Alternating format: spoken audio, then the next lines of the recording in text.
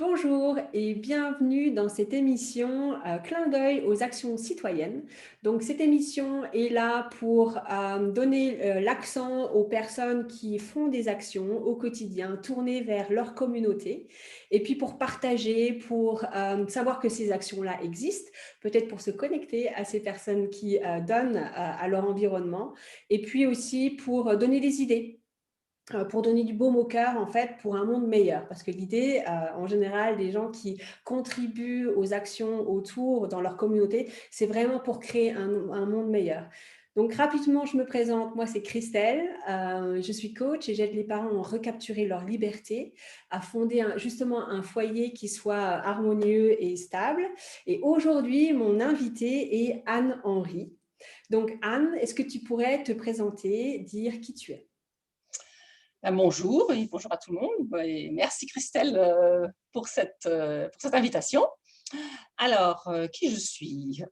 Donc oui, Anne-Henri, Anne-Henri Werner même, mon nom complet, parce que j'ai pris le nom de mon mari en nom d'usage.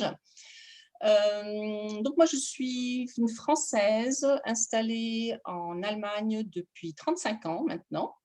J'avais fait des études à l'École supérieure d'interprète et de traduction de Paris et je suis venue ensuite, dans un premier temps plutôt pour quelques années professionnelles, d'expérience professionnelle en Allemagne. Et puis j'y suis restée, comme beaucoup d'entre nous d'ailleurs.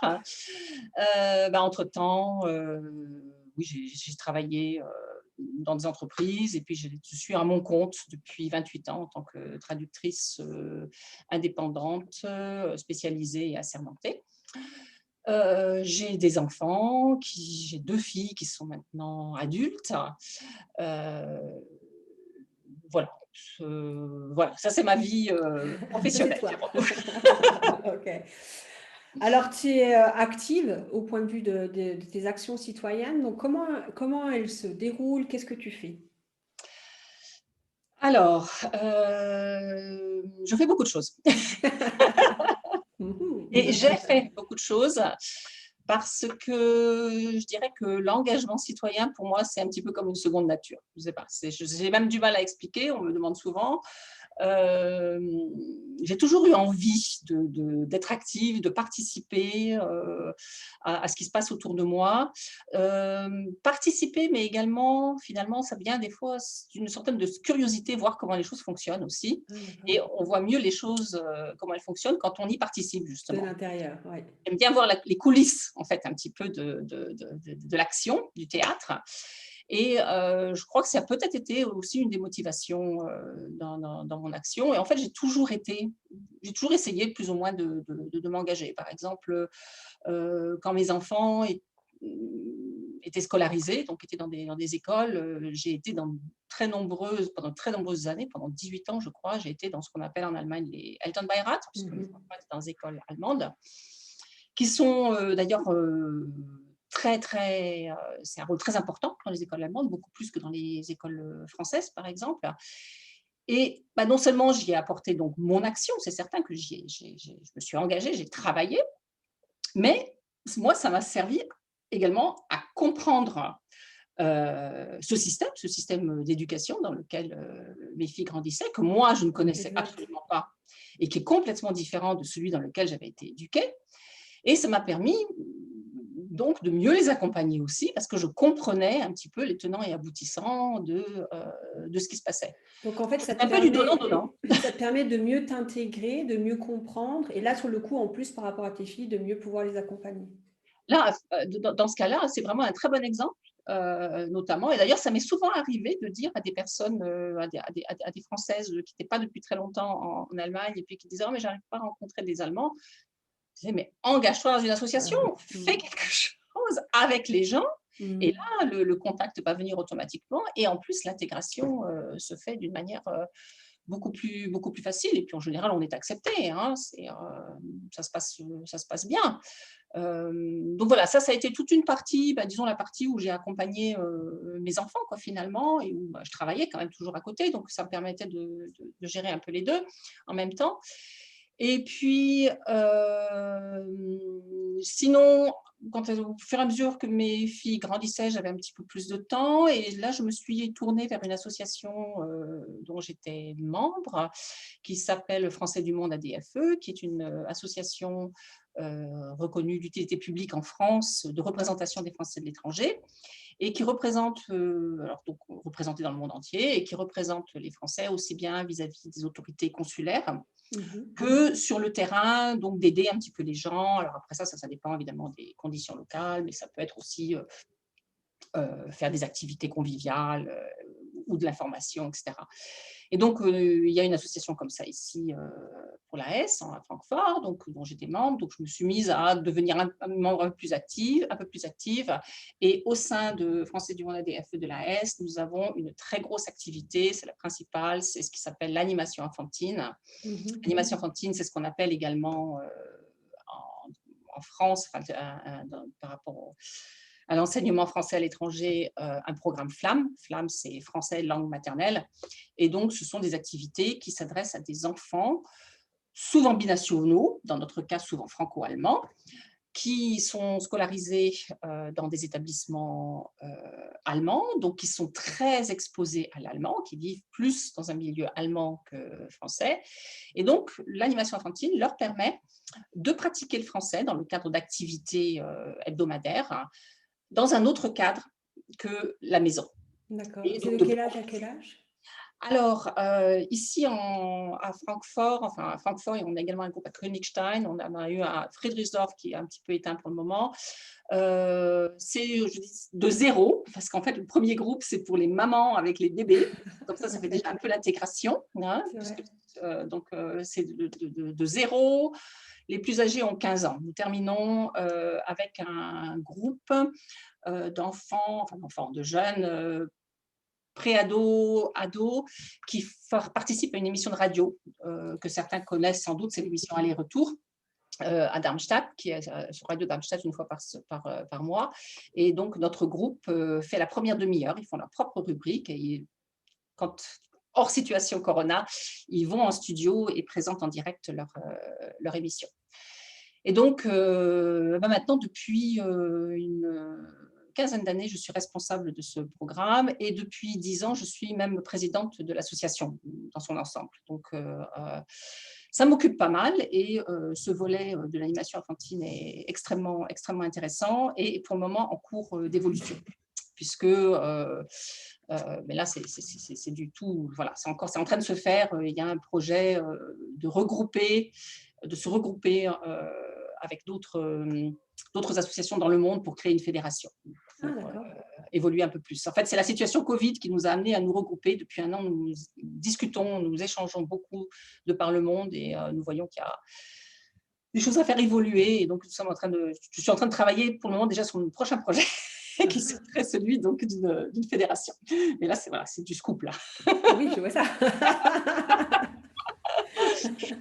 Et oui, alors sinon, ces dernières années, c'était un peu le prolongement logique de la présidence donc, de l'association de représentation des Français de l'étranger.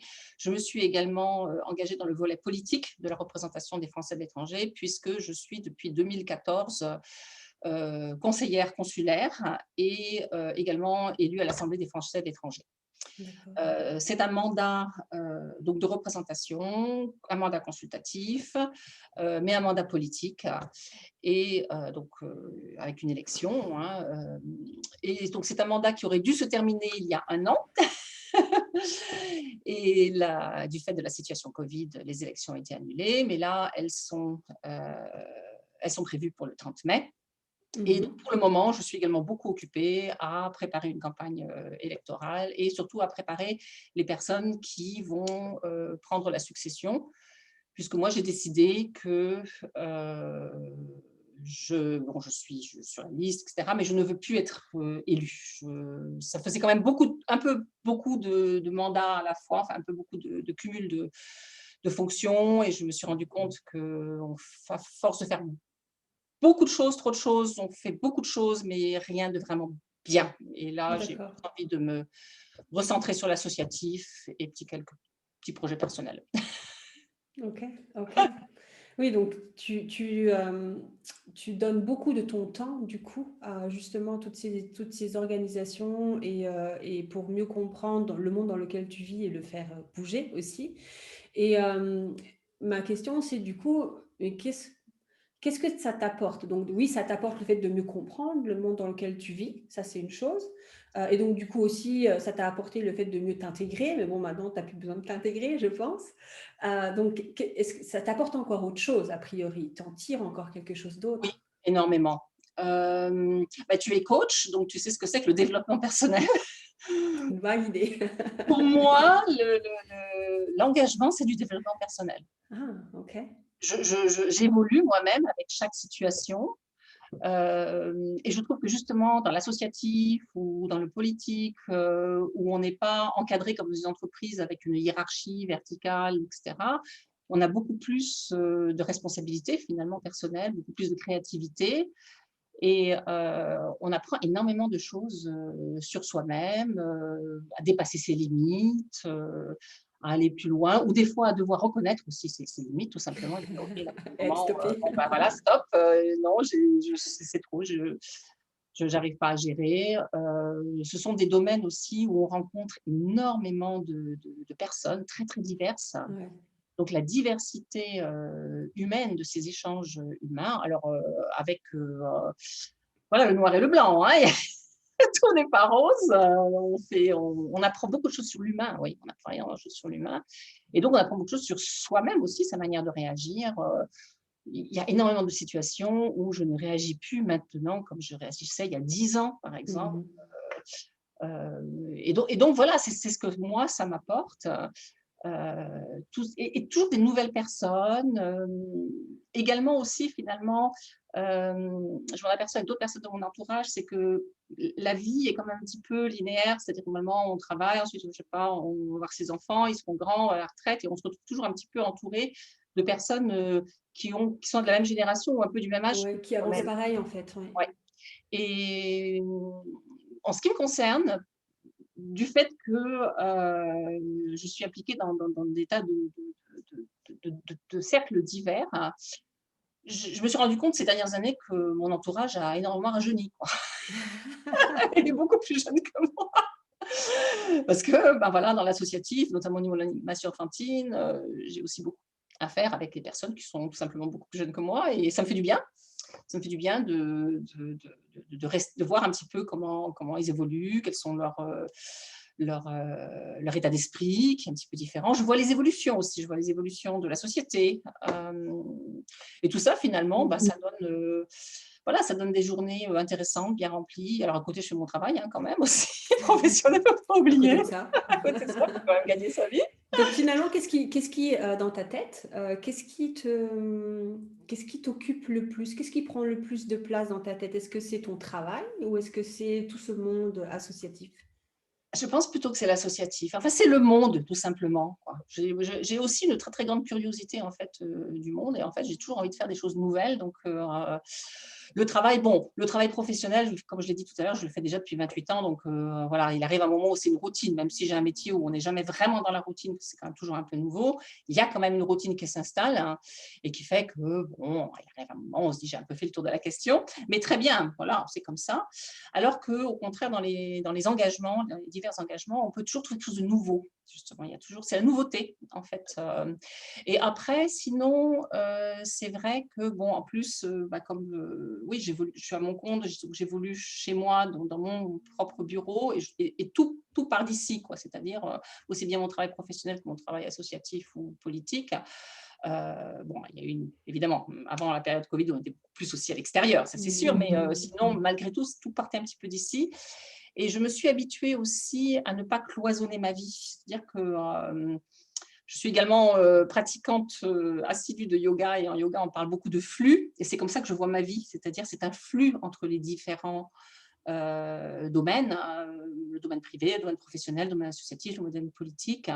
C'est un flux, c'est pas des C'est pas cloisons. cloisonné. Ouais. Et en fait, je peux très bien passer 1 heure sur ça, 1 heure sur autre chose, et puis que ce soit lundi ou que ce soit dimanche, aucune importance. Après, bon, il y a aussi la famille, etc. Mais ça se fait Oui, tu quand même, inclus tout, pour que ce voilà, soit des vases communicants et que tu trouves ton rythme, en fait. c'est fluide, en fait. Et ça fait des années que je travaille ou que je vis tout simplement comme cela.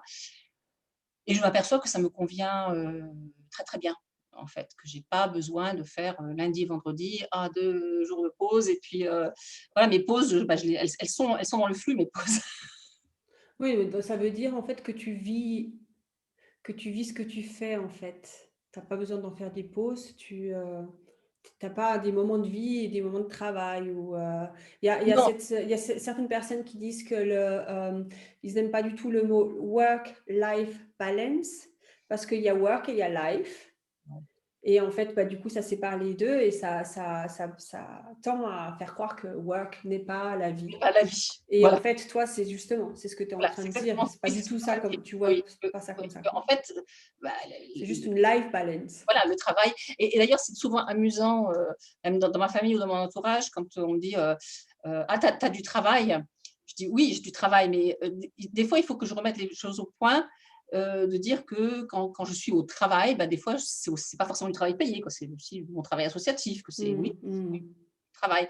Avec toujours ce truc de: «Ah, ma pauvre, tu as du travail». Je dis: «Non, non, mais tout va bien, je fais quelque chose qui me plaît». Mmh mh, tout à fait. Et c'est vrai que je m'aperçois que dans le langage de beaucoup de gens, il y a une séparation entre le travail et le loisir, quoi. Et finalement, pour moi, oui, tout est lié. Mmh mh. J'ai de par ce mode de vie, ce que j'appelle une fluidité, finalement. Mmh, OK.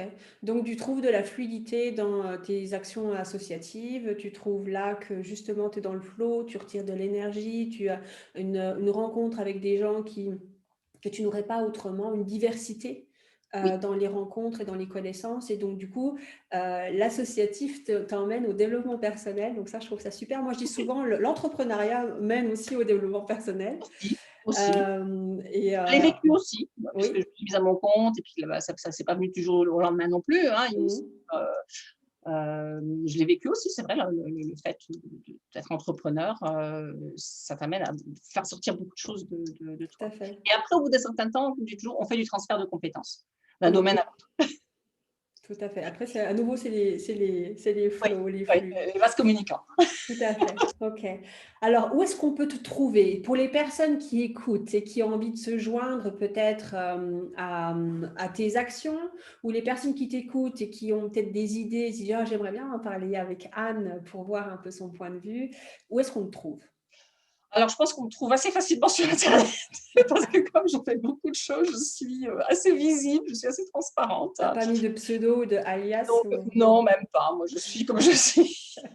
Voilà, donc je suis beaucoup sur les réseaux sociaux, on me trouve beaucoup sur les réseaux sociaux. Sinon, oui, l'association ADFESN, hein, donc dont je suis la présidente, donc on me trouve aussi là, l'animation enfantine, et donc jusque fin mai, également en tant que conseillère consulaire. Là, on est référencés, les conseillers des Français de l'étranger, on est référencés sur le site du consulat. OK. Et également, je suis sur celui de l'Assemblée des Français de l'étranger, puisque j'en fais également partie. Donc bon, ça va partir, mais là encore, donc je pense qu'on me trouve assez facilement. OK, super. Un petit mot de la fin pour les personnes qui auraient peut-être envie d'aller dans justement quelque chose d'associatif, mais jusqu'à maintenant, elles ont peut-être pas osé faire le dernier ou le pas pour y aller. Qu'est-ce que tu leur dirais? Bah, moi, je leur dirais: «Allez-y», hein. Je veux dire, si elles ressentent véritablement qu'il leur manque quelque chose, ou qu'elles ont envie, bah, qu'elles commencent par une petite action, hein. Ça peut être, je sais pas, par exemple, je pense par exemple quelque chose de tout simple, une tourne foraine, quoi, une association sportive où vont les enfants. En général, c'est géré par des bénévoles. Mmh, Leur c'est vrai. demander s'ils ont besoin d'aide, et commencer peut-être par une action toute simple. Mais si quelqu'un ressent vraiment cette envie, hem, qu'il y aille, et surtout qu'il ne s qu'il ou elle ne se laisse pas, je l'ai vu ça parfois et je trouve ça un peu dommage, ne se laisse pas trop influencer par la famille qui va dire ah ben non, mais du coup il n'y a plus assez de temps pour nous, etc. Enfin voilà, des fois il y a des choses comme ça, des gens qui sont un peu freinés dans leur élan par leur entourage qui leur dit ah ben non, il y a le travail, puis ensuite il y a la maison, puis c'est tout. Et ça, c'est un peu dommage. Ouais. On n'est pas obligé, bon, je sais que pour moi, ça peut, enfin, quand on m'entend parler, ça peut peut-être paraître exagéré. Tout le monde n'est pas obligé de faire autant, hein, non, c'est pas une obligation. Mais si on a envie d'aller s'engager dans un endroit, eh ben, tout le monde devrait avoir cet espace Ah, et se le prendre. Et puis après, ben, voir, faire l'expérience, tout simplement. Tester. Tester, ouais, Mhm. ouais. Il y a Ok, tellement de choses qui se font actuellement. Il y a c'est beaucoup de vrai, gens engagés quand même, hein, donc c'est vrai. il y a beaucoup de enfin même moi, hein, souvent je vois des trucs, je disais: «Oh si j'avais plus de temps, j'irais bien là», voilà, c'est après arrive un moment, il faut quand même s'arrêter. Faut faire, oui, il faut faire le. Sinon, il n'y a plus de flow, hein. Après, c'est juste un Ah bouchon. non, oui. Ok, donc vous avez entendu, si vous avez envie de vous créer cet espace-là, eh ben, testez, essayez. Il y a beaucoup de choses qui se font. Il y a beaucoup de personnes qui sont bienveillantes et qui ont juste envie de recevoir et de donner. Donc, Et comme tu as dit tout à l'heure, moi je suis convaincue que c'est comme ça qu'on crée un monde meilleur. moi aussi. Ouais, tout à fait. Mm. Donc allez-y, créons Voilà, ben, ça ensemble. sera le mot de la fin. Allez-y, connectez-vous à des personnes comme Anne. Ça donnera l'énergie aussi à tout le monde pour justement créer ce monde meilleur. Bonne journée à tous. Merci, au revoir. Au revoir.